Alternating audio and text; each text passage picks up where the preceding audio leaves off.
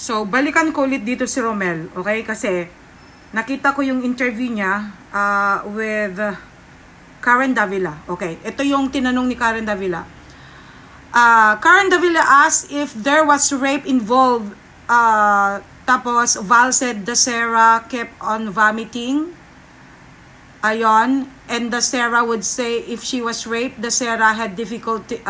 Sabi ni sabi ni Val, kung sakali man na itong si Sarah o kay si Christine ay na-rape, sasabihin niya, but she just kept on vomiting, okay?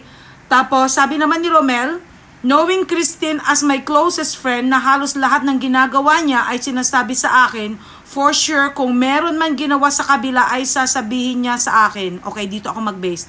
Doon sa sinabi ni Romel dito na knowing Christine as my closest friend, halos lahat na ginagawa niya ay sinasabi sa akin. So, ibig sabihin, on this part na nagsabi itong si Christine sa kanya na merong naglagay ng drug. Okay, sabihin na lang natin. Yan, i-assume na lang natin kasi wala rin namang papupuntahan kundi ganun na talaga kung anong ibig sabihin ni Christine sa kanya When she said na may naglagay ng drug doon sa ininom niya.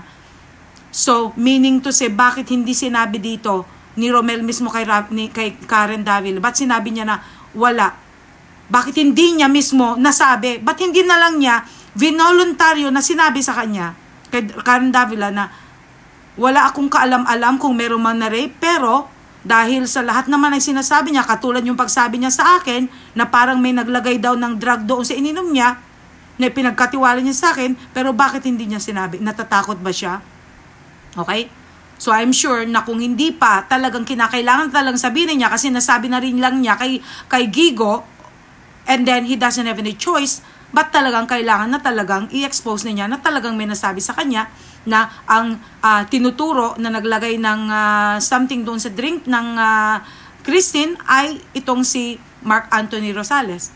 Pero, of course, dahil patay na yung nagsabi at kailangan may ibang mga tao din na evidences o kay mag-witness or any other, they have to gather a lot more evidences para talagang maituro na itong si Mark Anthony Rosales nga mismo ay naglagay. So kailangan i-drug test siya, kailangan magkaroon pa ng ibang mga witnesses or kung ano pa yung mga proseso para at least mapatunay talaga na itong si Mark Anthony Rosales ay siya mismo ang naglagay or maybe somebody else. Kasi sabi nga ni Christine, parang o kaya'y she wasn't sure, means parang, meaning if you say parang, meaning you are not really sure. So kailangan talaga a testimonial evidence na talagang si Mark Anthony Rosales